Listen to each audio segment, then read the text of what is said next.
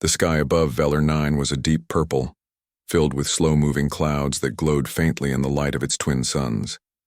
The planet sat near the edge of known space, far from any war zones or trade routes. It had been chosen for this meeting because it was quiet, neutral, and safe. Inside the Great Hall of the Galactic Council, beings from across the stars gathered. Some were tall and thin with skin like polished stone. Others were short and round with many eyes and no mouths. There were even a few who did not have bodies at all, just floating lights held together by force fields. This was not a normal meeting. They were here to talk about something new, something strange. They were here to talk about humans. At the head of the room stood a large screen. On it played footage taken from deep space. Grainy and dark, the images showed a small human colony on a moon called Thornridge. The place was dangerous, jungle-covered, storm-filled, full of creatures that could kill a man in seconds. And yet there they were. People walked around in old Earth-made suits. Fires burned in metal barrels. Children ran between tents and wooden huts. A man with a thick beard and tired eyes gave orders over a loudspeaker. Another woman fixed a broken power line with tools made from scrap. To the aliens watching, it looked like madness. A voice broke the silence. They should not be here. It came from General Gorvok of the Khazar. He was huge, over 8 feet tall, covered in red armor with long teeth and eyes like burning coals. His people were warriors. They believed in strength, control, and order. To him, humans were chaos. They have no right, he growled. They are weak, uncontrolled. They spread like fire and leave ruin behind them. Across the room, another voice answered. I disagree. It was Kira Valen of the Luthari. She was small compared to Gorvok, but her voice carried weight. Her kind valued knowledge and diplomacy. She wore a simple robe and had silver hair that fell past her shoulders. Kira pointed at the screen. They may be chaotic, she said, but they are also clever. Look at them. This moon should have killed them in days. And yet, they survive. Gorvok snorted. That does not make them safe. No, Kira said calmly, but it makes them interesting. There was a pause as others in the room thought. Some nodded, some whispered, but most just watched the screen. The man with the beard, his name was Eddie Walsh, was now speaking to a group of colonists. He pointed into the jungle, then back at a map. He looked tired, but his voice was strong. We go in tomorrow, he said. We find what's down there, we tag it, and we get out. No heroes, no risks, got it? Behind him stood a woman named Maya Carter. She had short black hair and wore a heavy jacket covered in patches. She was the engineer of the group. If anything broke, she fixed it. If it couldn't be fixed, she made it work anyway. She crossed her arms and smirked. You sure you don't want me to stay? She asked. You always seem to break something when I'm not looking. Eddie rolled his eyes. I'll try not to fall into any giant holes while you're gone. Maya laughed. That's all I ask. She turned to a younger man nearby. You keep an eye on him, Danny, she said. Danny Ruiz saluted with 2 fingers. Aye, aye, boss. Danny was young, maybe 22. He had dark hair and a nervous smile. He wasn't trained for this kind of work, but he was fast, smart, and good with machines. That was enough for now. Back in the council chamber, the debate continued. They are reckless, Gorvok said. If they dig too deep, they will wake things they do not understand. And if they do, Kira asked, then we destroy them, he said simply. Kira frowned. You would kill them before they even act? Yes. Silence followed. Finally, one of the older members of the council, a being known as Elder Tharn, spoke. We must decide, he said. Do we observe or do we act? Kira took a breath. Let us observe, she said. For now. Gorvok did not look happy, but he nodded. Very well, Elder Tharn said. We watch, we learn, and if they become a threat, he let the sentence hang. Everyone understood. On Thornridge, night was falling. The air was thick with the sounds of insects and distant thunder. The jungle moved like it was alive. Trees creaked. Shadows danced under the cover of leaves. Eddie, stood outside his tent looking up at the sky. Stars blinked above, but he didn't care about them. He cared about what was under his feet. Thorn Ridge wasn't just a jungle moon. It had ruins. Old ones. Not human. Not anyone they knew. They'd found signs of them during their first week on the surface. Stone walls buried in mud. Metal beams sticking out of cliffs. Strange symbols carved into rock. It was clear someone had been here before, and whatever they were powerful. Eddie lit a cigarette and took a slow drag. Beside him, Maya joined. "You thinking again?" she asked. "Always." She leaned against a post. "You know what bugs me?" she said. "Why did we come here?" Eddie smiled without humor. "Same reason everyone comes to places like this. Hope. Hope for what? To start over." Maya didn't say anything for a moment. "We might not last a month," she said, "maybe, but we're trying." Eddie nodded. "Yeah, we're trying." That was the truth. They weren't explorers. They weren't scientists.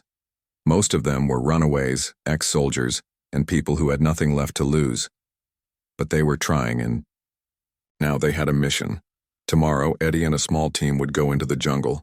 Their goal: find the source of the energy readings coming from underground.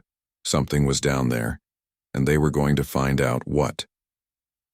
The next morning, the team left camp before sunrise. Eddie led the way, wearing a heavy coat and carrying a rifle slung over his shoulder. Beside him walked Danny, holding a scanner. Two other colonists followed, a former miner named Carl and a medic named Jessa. They moved through the jungle slowly, pushing aside vines and stepping over roots. Hours passed.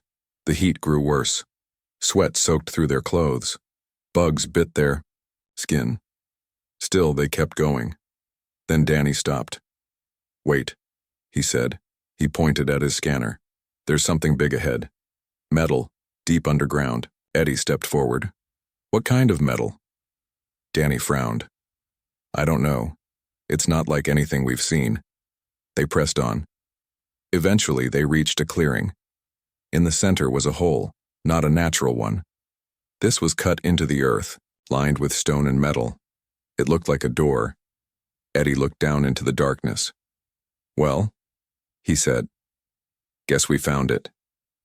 Carl shined a light into the hole. Below, the ground sloped downward into a tunnel. Walls of smooth metal stretched. Into the dark, Jessa looked uneasy. "This doesn't feel right." "It doesn't have to feel right," Eddie said. "Just has to be done." Danny looked excited. "This could be huge," he said. "Old tech. Maybe alien. Maybe advanced." Eddie nodded. "Or maybe a trap." He looked at the team. "We go." "In fast, quiet, tag it, get out." No one argued. One by one, they climbed down. The tunnel was cold. The air felt heavy. As they walked deeper, strange lights flickered on overhead, ancient systems waking up after centuries of silence. Soon, they reached a large chamber. In the center was a machine. Massive. Round. Glowing. It pulsed with a slow rhythm, like a heartbeat. Danny stepped closer. This isn't just a building," he whispered. "This is a prison." Eddie raised an eyebrow. "A prison?" Danny pointed at the symbols on the walls. "These markings, they're warnings. Warnings not to open this thing." Eddie looked at the machine. "So we don't open it?" Danny nodded. "Right, just tag it and leave." But as he turned, the floor beneath them trembled. A low hum filled the chamber. The machine's glow grew brighter. Something stirred. Deep below, in the core of Thornridge, something ancient began to wake. Back in orbit, the Council watched the feed from Thornridge. Kira Valen's face went pale. "They've found it." Gorvok rose from his seat. "Then it begins." Elder Tharn looked at the screen. "We must decide," he said. "Will we stop them before it is too late?" Kira stepped forward. "No," she said. "Let them see what they've awakened." "And if they cannot control it?" Gorvok asked. Kira looked at the screen. "Then we'll see what humans are really made of." The ground beneath Thornridge trembled again. Dust fell from the walls. Lights flickered above. The ancient machine in the center of the chamber pulsed faster now, its glow spreading like veins across the floor. Eddie Walsh looked around at his team. Danny was frozen in place, eyes wide with fear. Carl had taken a step back. Jessa was already moving toward the exit. "We need to go," she said. Eddie nodded. "Yeah, let's move." But it wasn't that easy. As they turned to leave, a deep sound filled the chamber, a low, vibrating hum that made their teeth hurt and their bones feel heavy. It was like the air itself was pressing down on them. Danny stumbled. "I don't feel good," he whispered. "You and me both," Eddie muttered. He grabbed Danny by the arm and pulled him along. They moved fast through the tunnel, feet slipping, on the smooth metal floor. Behind them, the lights began to dim. Then just as they reached the entrance, the hole above, the entire structure gave a violent shake. A piece of the ceiling broke loose and crashed down behind them. "No time for slow," Eddie said. "Climb!" One by one, they scrambled up the rope. Jessa went first, then Carl, then Danny. Eddie pushed him from below. Finally, Eddie climbed out into the jungle air. They collapsed on the ground, panting. For a long moment, no one spoke. Then, Danny sat up slowly. "That thing is alive," he said. Eddie looked at him. "What do you mean?" Danny shook his head. "I don't know how to explain it. It felt like it knew we were there." Carl wiped sweat from his brow. "Well, whatever it is, we're not going back." Eddie stood. "No," he said. "We are." They all stared at him. Jessa frowned. "Are you serious?" "We have to know what we woke up," Eddie said. "If it's dangerous, we need to understand it. If it can be sealed again, we stop it before it gets worse." Carl crossed his arms. "And if it can't be stopped?" Eddie looked at the jungle around them. "Then we'll deal with it when it comes."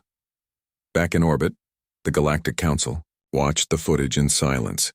Kira Valen leaned forward. "They've disturbed the seal," she said. "It's waking," Gorvok growled. "This proves my point. We must act now." Elder Tharn raised a hand. "Not yet." Gorvok turned sharply. "They have broken the prison," he said. "You would wait until it breaks free?" Kira stepped forward. "We don't know what it is yet," she said. "Let us see what the humans do." Gorvok glared at her but said nothing more. Elder Tharn looked at the screen. "We watch," he said, "and we prepare." On Thornridge, things began to change. The jungle grew quiet. Birds stopped calling. Insects disappeared. Even the wind seemed afraid to blow. Then came the storms. Dark clouds rolled in from nowhere. Thunder cracked like gunshots. Rain fell in thick sheets. At the colony, Maya Carter was working on the power grid when the lights flickered. She looked up. Something was wrong. She ran to the radio tent. Inside, a young woman named Lucy was monitoring signals. "Did you pick up anything weird?" Maya asked. Lucy nodded. "Static. Lots of it. And strange energy spikes underground." Maya frowned. "Damn it." She grabbed the mic. "This is Maya. All hands. Report to Central Camp. Now." Over the next hour, colonists returned from their work. Some were muddy and tired. Others looked scared. Eddie arrived last, soaked from the rain. Maya met him at the door. "Well?" she asked. Eddie took off his hat. "It's awake."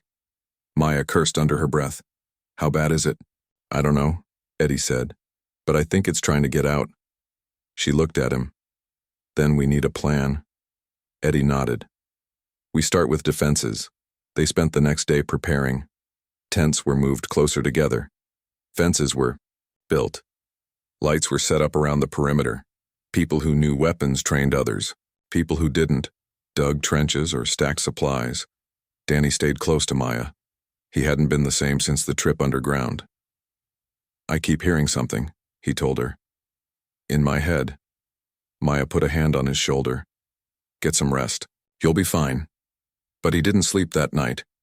Instead, he walked outside and stared at the jungle. From somewhere deep inside, A sound called to him. Low, rhythmic, like a heartbeat. 3 days later, the first attack happened. It started with the animals. First, a pack of four-legged creatures like wolves mixed with lizards came running out of the jungle. They weren't hunting food.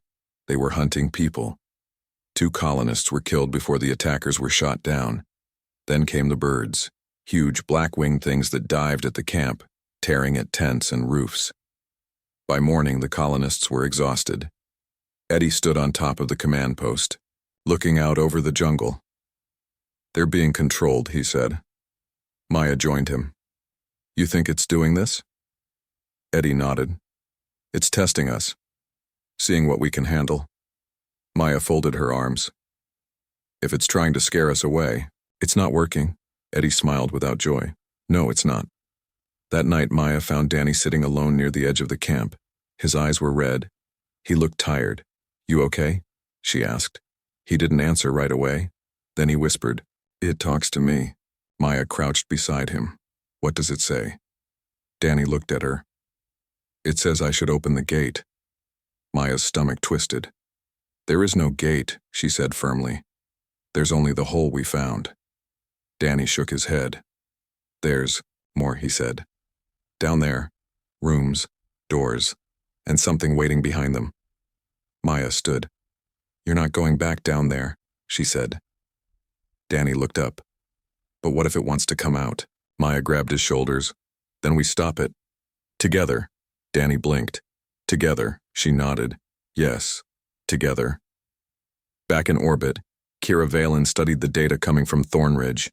"The entity's influence is spreading," she said. "It's affecting the local wildlife and possibly the humans too." Gorvok slammed his fist on the table. "This is proof," he roared. "They cannot control it. We must destroy them before it spreads further." Elder Tharn looked at Kira. "What do you suggest?" Kira took a breath. "Send observers," she said. "Quietly, not soldiers. Scientists. Diplomats." Gorvok snarled. "You want to send more lives into the fire?" Kira met his gaze. "I want to learn what these humans can do." Elder Tharn considered. "Very well," he said. "One ship, no weapons, only knowledge." Gorvok growled. "This will end badly." A few days later, a small vessel landed near the edge of the jungle. Out stepped 3 beings. One was Kira Valen herself. Beside her was Liam Reyes, a human-looking alien with dark skin and sharp eyes. The third was Dana Price, a linguist with silver hair and calm movements. They approached the colony cautiously. When they reached the gates, guards pointed weapons at them. Eddie stepped forward. "Who the hell are you?" Kira raised her hands. "We come in peace," she said. "We want to help." Eddie studied her. "You aliens?" Kira nodded. "Yes." Eddie looked at Liam. "And you?" Liam smiled.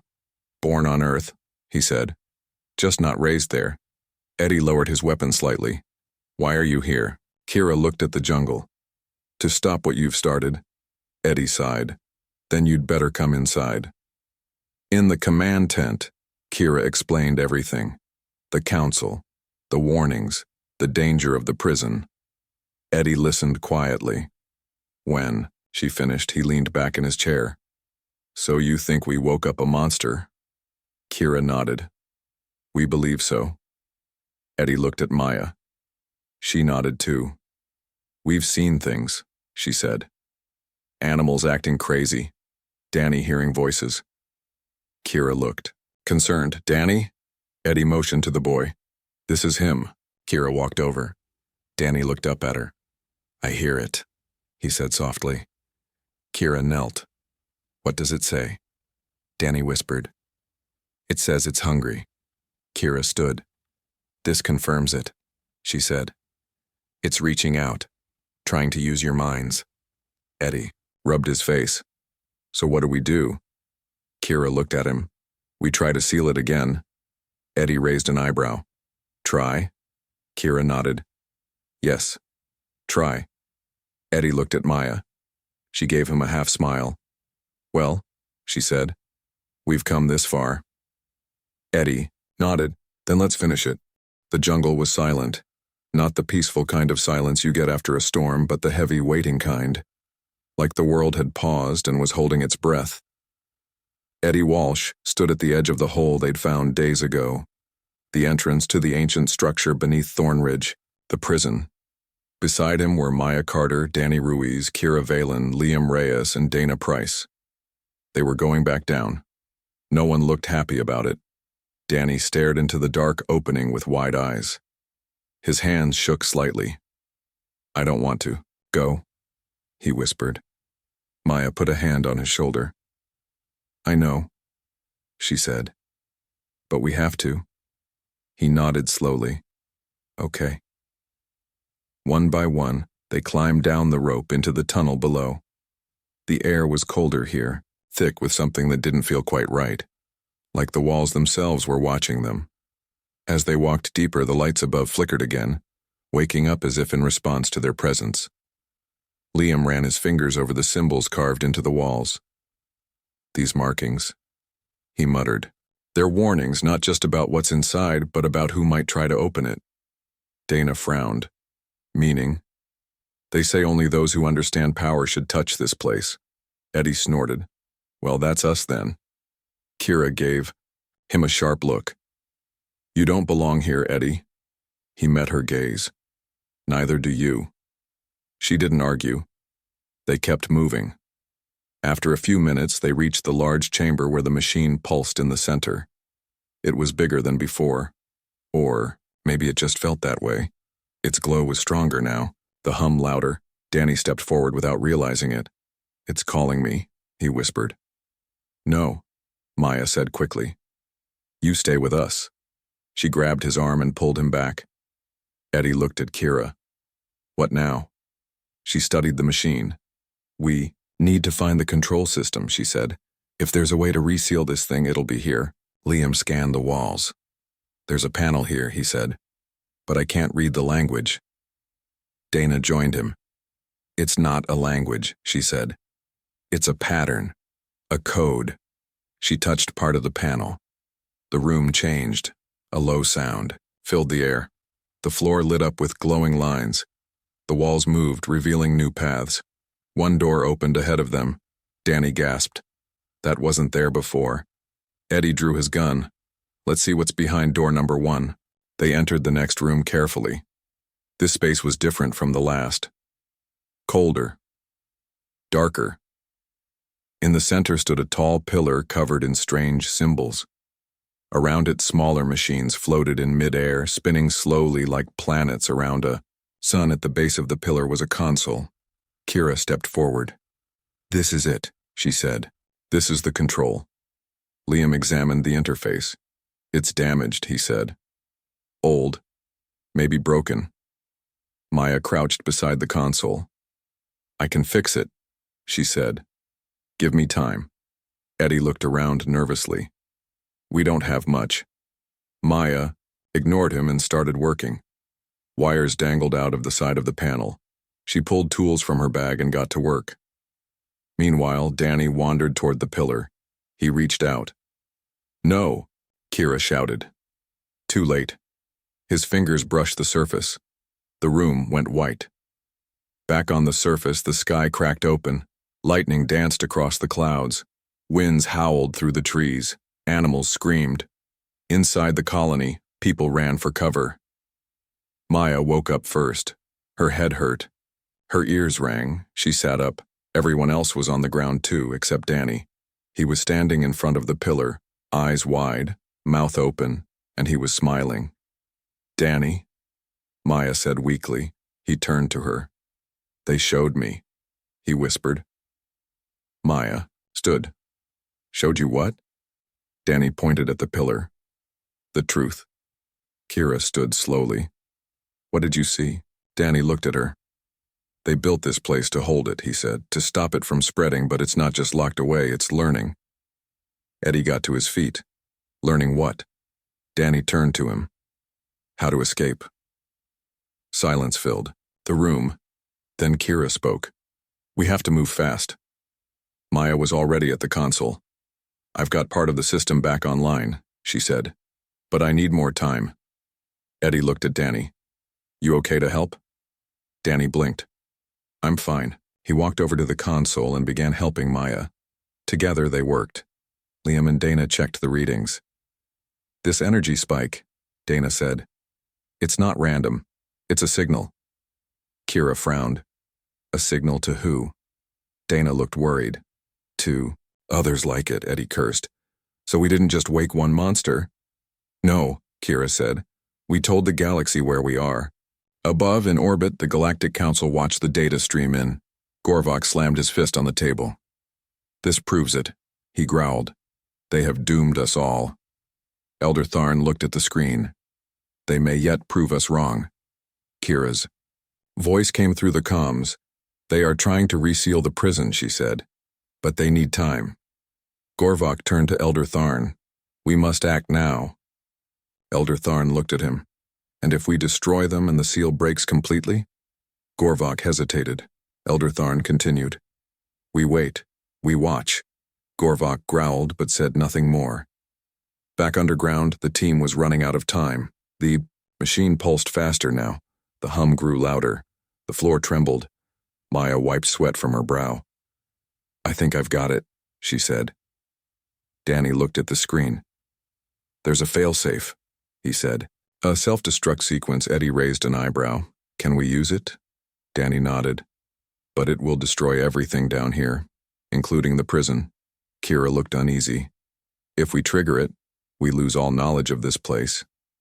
Eddie looked at her. If we don't, we lose everything else. Kira sighed. Do it. Maya typed quickly.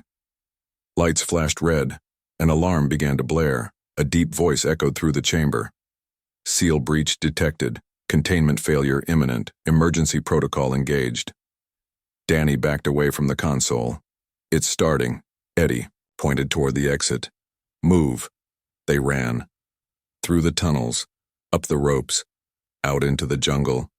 Behind them, the earth shook. Trees fell. Birds flew in panic. Then, boom. The explosion tore through the jungle. Dust and fire shot into the sky. For a moment, the whole world seemed to stop. Then silence. Back in orbit, the council watched the feed. Elder Tharn looked at the screen. It is done? Kira stared at the image of the burning jungle. Yes, she said. I think so. Gorvok crossed his arms. And what have they gained? Kira looked at him. Time. He snorted. For what? Kira turned back to the screen. To prove that. Humans are more than chaos, Gorvok growled. They are still dangerous. Kira nodded. Yes, she said. But they are also brave. On the surface, Eddie and his team stood at the edge of the crater. Smoke rose from the ground. The jungle around them was scorched. Maya leaned against a tree, breathing hard. Well, she said. That was stupid. Eddie grinned. But it worked. Danny looked at the crater. I think it's still down there, he said quietly. Maya frowned. What? Danny shook his head. I don't think it's gone. Just quieter. Eddie looked at Kira. Is that possible? She nodded. It may take time to recover, or it may never leave at all. Maya groaned. Great. So we didn't kill it. No, Kira said. But you stopped it. For now. Eddie looked at the sky. For now, he repeated. Maya nudged him. What now? Eddie smiled. We keep going. Maya rolled her eyes. Of course we do. Smoke still hung in the air. The jungle around Thornridge's crater was blackened and broken. Trees stood like burned bones. The ground still radiated heat from the explosion below. Eddie Walsh sat on a fallen log, staring at the crater where the prison had once been. He didn't feel victorious, he felt tired. Beside him, Maya Carter wiped ash off her jacket with a tired sigh. Well, she said. That was fun. Eddie gave a short laugh. Yeah, real relaxing. They both looked up as Danny Ruiz approached. He walked slowly, like he wasn't sure his legs would hold him. His face was pale. I can still hear it, he said quietly. Maya frowned. What? Danny sat down across from them. It's not gone, he whispered. It's just quieter now. Eddie leaned forward. You're saying we didn't stop it? Danny shook his head. I don't know. Maybe we slowed it down, but I think it's still there, watching, waiting. Kira Valen joined the group, her expression serious. We need to talk, she said. Eddie nodded. Let's hear it. She crouched in front of them. The containment field isn't fully destroyed, she explained, but it's damaged, and whatever is trapped inside knows that now. Maya crossed her arms. So what does that mean for us? Kira hesitated. It means this isn't over. Eddie ran a hand through his hair. Great. Liam Reyes and Dana Price arrived next. Liam held up a small device with glowing symbols. We picked up some data before the explosion, he said. It looks like the prison wasn't just holding one thing. It was sealing away an entire network. Dana added, think of it like a chain. If one link breaks, the rest may start to come apart too. Silence followed. Eddie closed his eyes. So you're saying we might have set off a chain reaction? Kira nodded. Yes. Maya cursed under her breath. That's just great, she muttered. We save ourselves today and doom everyone else tomorrow. Eddie opened his eyes. We didn't do this on purpose, he said. And we're not done yet. Maya looked at him. What are you thinking? He stood slowly. We find out how deep this goes. Back in orbit, the Galactic Council watched the aftermath of the explosion. Gorvok paced back and forth in the chamber. This proves it, he growled. The humans cannot be trusted. They meddle with forces they do not understand. Kira. Valen stood calmly beside the main screen. They did contain the threat, she said. At least partially. Gorvok turned sharply. They broke the seal, he roared. They woke something old and dangerous. You call that success? Elder. Tharn raised a hand. We must decide, he said. Do we continue to observe or do we act? Gorvok stepped forward. We destroy them, he said simply. Before they destroy us all. Kira took a step closer to the screen. They made a mistake, she said. But they tried to fix it. That alone sets them apart. Gorvok snarled. They are reckless, dangerous, a virus. Kira met his gaze. And viruses survive, she said. Even when everything tries to kill them. There was silence. Then Elder Tharn spoke again. We wait, he said. For now. Gorvok growled but did not argue further. The council ended. But the decision had been made. They would watch. And if the humans failed, they would act. On Thornridge, Eddie gathered the team. They met in the command tent, smoke and dust still, floating outside. People were tired, scared, but no one left. Maya stood near the map table. We've got two problems, she said. One, whatever's stuck underground is still active and may be spreading. Two, if the aliens find out we didn't completely stop it, they might blow us all up. Carl, the miner, leaned against the wall. So what's the plan? He asked. Eddie looked around the room. We go back, he said. No one looked surprised. Jessa, the medic, folded her arms. We barely survived the last time. Eddie nodded. I know. But we have to finish this. Danny looked nervous. There's something else, he said, down there. Something more than the prison. Eddie raised an eyebrow. Meaning? Danny swallowed. I think the thing we fought wasn't the worst of it. A chill passed through the room. Kira stepped forward. If that's true, she said, then we need to know what's deeper underground. Liam adjusted his pack. I'm in. Dana nodded. So am I. Eddie looked at Maya. She rolled her eyes. Of course I'm going. He smiled. Then let's move. This time they weren't going into the crater. They were following the signal. Liam had traced the energy pulse to another location, deep in the mountains, far from the colony. It would be a long journey. Through thick forest, steep cliffs, and unknown dangers, they moved fast by foot, by makeshift vehicle, and sometimes crawling through tight spaces. 3 days later, they reached the mountain base. It loomed above them, dark and silent. At its center was another hole, not natural, carved, marked with the same warnings. Danny stared at it. "It's calling, again," he whispered. Maya put a hand on his shoulder. "We're right here," she said. "You're not alone." He nodded. "I know." They climbed down. This tunnel was colder, darker. The walls pulsed faintly with light, like the place was breathing. After a long walk, they reached another chamber. This one was massive. Unlike the first prison, this one wasn't sealed with machines. It was sealed with willpower. On the far side of the room stood a single figure, tall, cloaked in shadow. Its voice echoed in their minds. "You have come again." Danny fell to his knees. Maya caught him. The figure stepped forward. "You broke the chain, Eddie." Stepped forward carefully. "We didn't mean to." The being tilted its head. "You fear me." Eddie looked at the others. "No," he said. "We don't fear you." The being studied him. "You should." Eddie took a deep breath. "We came here because we want to understand, to know what we've started." The being was silent. Then it raised a hand. A vision filled their minds. They saw worlds burning, creatures older than stars, wars between galaxies, and at the center of it all, this being, a god among monsters, a weapon of mass destruction, sealed away for eternity, until now.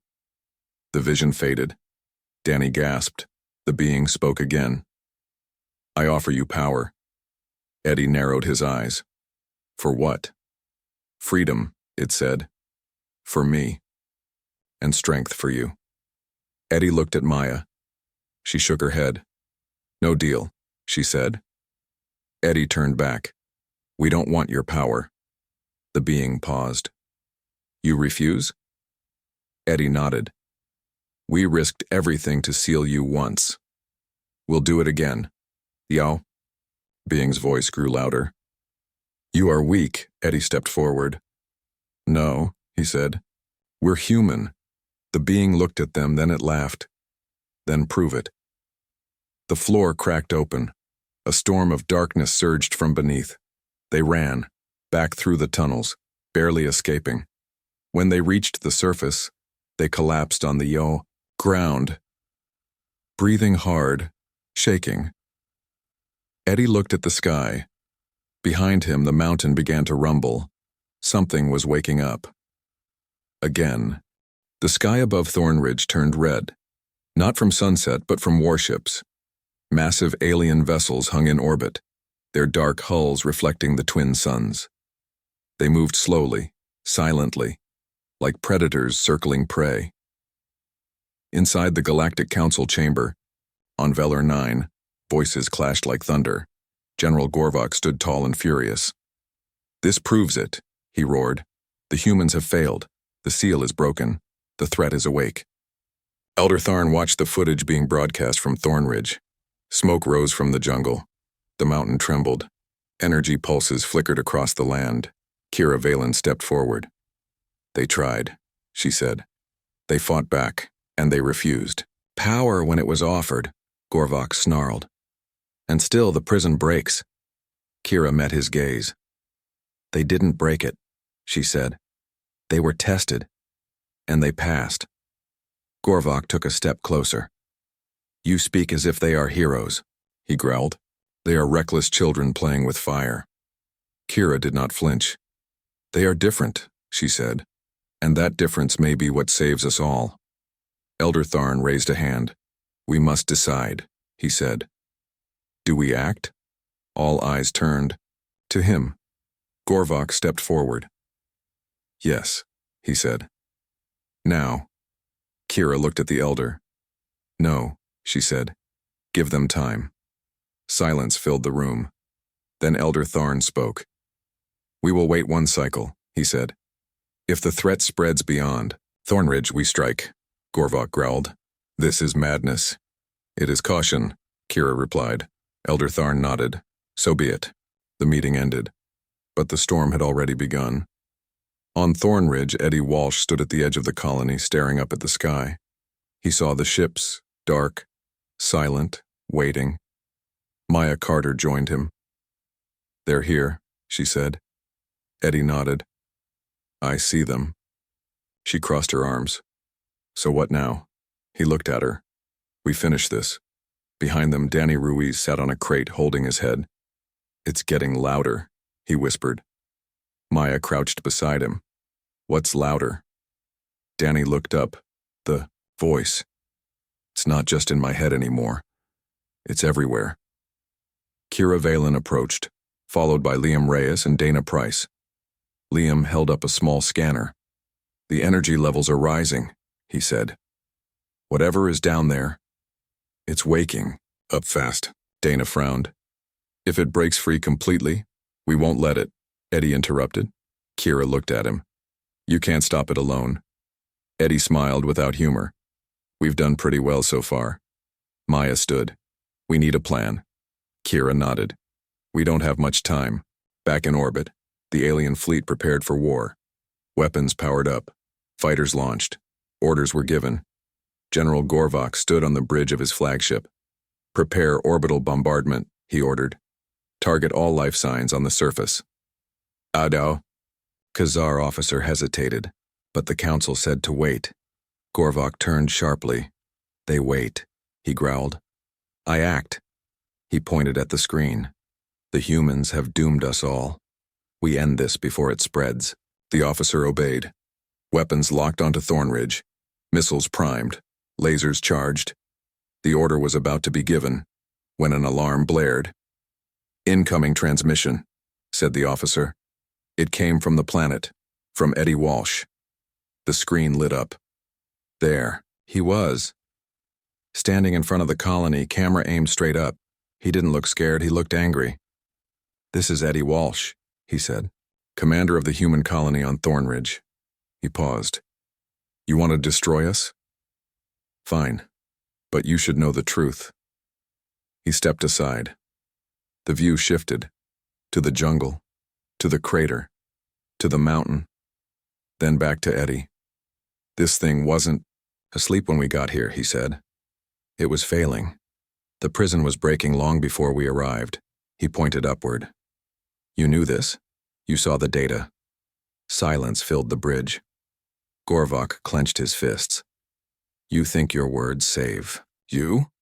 he growled. Eddie continued. "We didn't come here to open gates or wake monsters. We came here to survive." He looked straight into the camera. "But I'll tell you something you might not know." He took a breath. "We don't run." Behind him, Maya stepped into frame. Neither did the others. Carl, Jessa, Danny, Kira, Liam, Dana. One by one they stood, behind him, facing the sky, facing death. Eddie finished. "So if you want to destroy us, go ahead. But know this." He stared into the lens. "We faced the dark, and we didn't break." The signal cut out. Silence fell over the bridge. Even Gorvok said nothing. Then Elder Tharn's voice came through comms. "All ships hold position." Gorvok turned. "This is not your decision." Elder Tharn's voice was calm. "It is now." On the surface, Eddie lowered the transmitter. Maya exhaled. "Well," she said, "that was dramatic." Eddie grinned. "Worked, didn't it?" Kira walked up. "That was risky," she said. He shrugged. "So's breathing." She shook her head. "You may have bought us time," she said. "But we still need a real plan."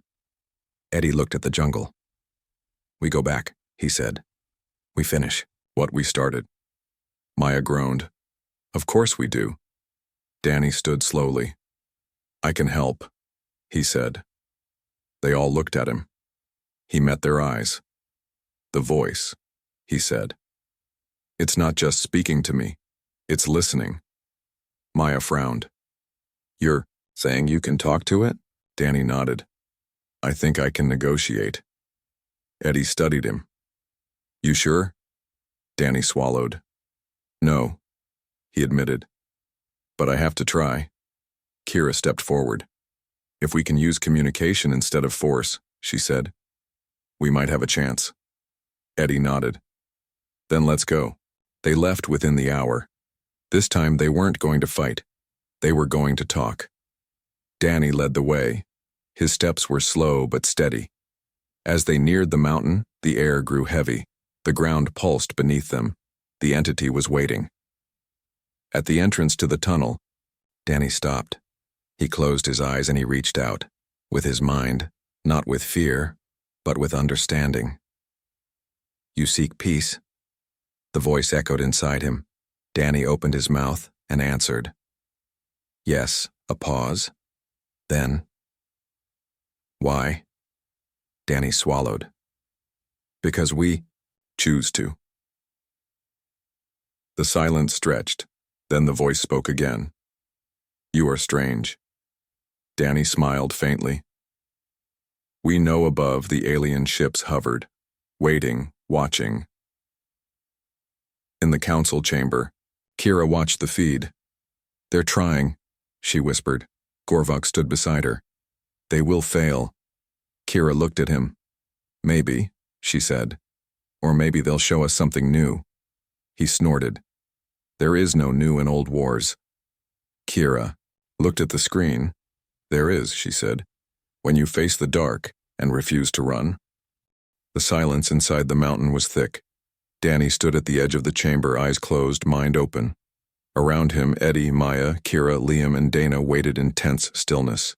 Above them, alien warships hung in orbit, silent but ready. Below, something ancient stirred, listening. You are not like the others, the voice echoed in Danny's mind. You do not fear me. You do not obey me. You do not run. Danny opened his mouth slowly, speaking aloud so the others could hear. No, he said softly. We don't. A pause. Then, why? Danny swallowed hard. Because we're human. The chamber pulsed with light. The walls trembled. Then, prove it. And suddenly, the air changed. It wasn't a fight. Not exactly. It was a test, a flood of thoughts, memories, and fears poured into Danny's mind. Images of destruction, of war, of fire raining from the sky, of humans screaming as they were torn apart by things older than time. He staggered. Maya caught him before he fell. Danny, she shouted. His eyes flew open, but they weren't his anymore. They glowed faintly. I'm okay, he whispered. It's just showing me. Eddie stepped forward. What's it showing you? Danny looked at him. Everything. Back in orbit, the Galactic Council watched the feed from Thornridge. Kira Valen stood close to the screen, her hands clenched. They're still alive, she said. Gorvok snorted. For now. Elder Tharn studied the data. The energy readings have spiked again, he said. Something is happening down there. Liam Reyes's voice came through the comms. They're talking to it, he said. Not fighting. Talking. There was silence in the council chamber, then Gorvok growled. This is madness. Kira turned to Elder Tharn. It's courage, she said. Or foolishness. Maybe both. Elder Tharn looked at the screen. We wait. Inside the mountain, Danny sat cross-legged on the cold floor, eyes locked onto the shadowy figure that hovered above. It had no face, no body, just presence. It was watching, waiting, so was Danny. You want to know why we're different? Danny asked. Why we came here, why we didn't run? The voice answered without sound. Yes. Danny took a breath. We came here because we had nowhere else to go. He looked around at the others. We're not heroes, we're not gods, we're just people, broken, tired, scared people. He stood slowly, but we're stubborn. Maya gave a weak smile. That's one word for it, Danny continued. We saw what you were, what you could do, and instead of bowing or breaking, we stood up. He pointed at himself. I heard your voice, I felt your power, and I didn't shut it out. He looked at the entity. And now I'm asking you to do the same. Silence followed. Then, you ask too much. Danny shook his head. No, he said. I ask for understanding. Another pause. Then, what would you have me understand? Danny smiled. That we're not your enemies. The being shifted. You are not like the ones who sealed me. No, Danny agreed. We're not. Then what are you? Danny looked at Eddie. Eddie stepped forward. We're humans, he said. We mess up, we fight, we make mistakes, but we also try, we keep going. He looked at the others. We don't stop. Maya crossed her arms. We don't break. Kira nodded. And sometimes, we surprise even ourselves. The entity studied them all. Then it spoke again. You risk everything to speak to me. When you could have run. Eddie grinned. We've never been good at running. A long silence passed. Then the being lowered its formless shape. Perhaps you are not like the others. Danny let out a breath he hadn't realized he was holding. So, you'll stay sealed? He asked carefully. For now? Eddie raised an eyebrow. That's not a yes. It is more than you deserve. Danny nodded. That's fair. Behind him, Maya muttered. That's terrifying. But the tension broke. The pulse in the room slowed. The glow dimmed.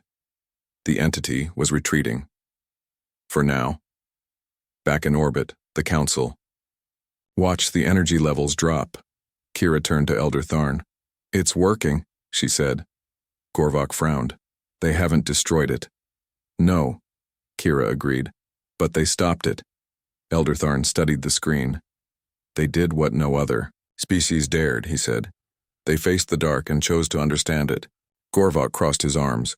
They are dangerous, he growled. Yes, Kira said. But they are also brave. Elder Tharn looked at the others. We must decide, he said. What do we do with them now? Kira stepped forward. Observe, she said. Learn. Give them time. Gorvok shook his head. They will become a threat. Kira met his gaze. Maybe, she said. Or maybe they'll be our best hope. Silence filled the room. Then Elder Tharn spoke. We grant them conditional recognition, he said. Humanity is no longer unknown. They are observed, watched, studied. Gorvok growled, but not trusted. Kira nodded. For now. On the surface, the team walked back toward the colony. They were exhausted, dirty, shaking, but alive. Danny looked at Eddie. Do you think it'll stay sealed? Eddie shrugged. I think it'll watch us. For now. Maya groaned. That's comforting. Kira walked beside them. They won't trust you, she said. Not yet. Eddie smirked. We're used to that. She looked at him. But they respect you. He raised an eyebrow. They do? Kira nodded. You did what no other species would dare. You stood up to something ancient and powerful, and you talked instead of fought. Maya laughed. We might have gotten lucky. Kira smiled. Maybe, she said, or maybe you're just insane enough to survive. Eddie chuckled. That's about right. Later that night, the team gathered around a small fire outside the main camp. Stars blinked overhead. Birds chirped again. The jungle had returned to life. Danny sat quietly, staring into the flames. You okay? Maya asked. He nodded. I think. So, Eddie leaned back. You did good today. Danny looked at him. I don't feel like I did anything special. Maya nudged him. You talked to a godlike monster and convinced it not to destroy us. Danny blinked. Oh, right. Eddie grinned. See? Special. They all laughed, even Kira, even Liam and Dana. For the first time in days, it felt like peace. Back in orbit, the alien ships began to leave. One by one, they vanished into warp only. Kira remained. She sent a final message to the surface. This is Kira Valen, to Eddie Walsh, Maya Carter, Danny Ruiz, and all of humanity. She paused. You may not be perfect. You may not be safe. She smiled slightly. But you are interesting. She looked out the window at Thornridge below. And maybe that's enough for now. On the planet, Eddie received the message. He read it once, then again. Then he folded the paper and put it in his pocket. Maya looked at him. What does it say? He shrugged. Just a thank you note. She rolled her eyes. Of course it is. He looked at the sky. We're not done, he said. Not even close. Maya sighed. I figured. Danny stood beside them. What now? He asked. Eddie looked at his team, at the jungle, at the stars. He smiled. Now? He said. We keep going.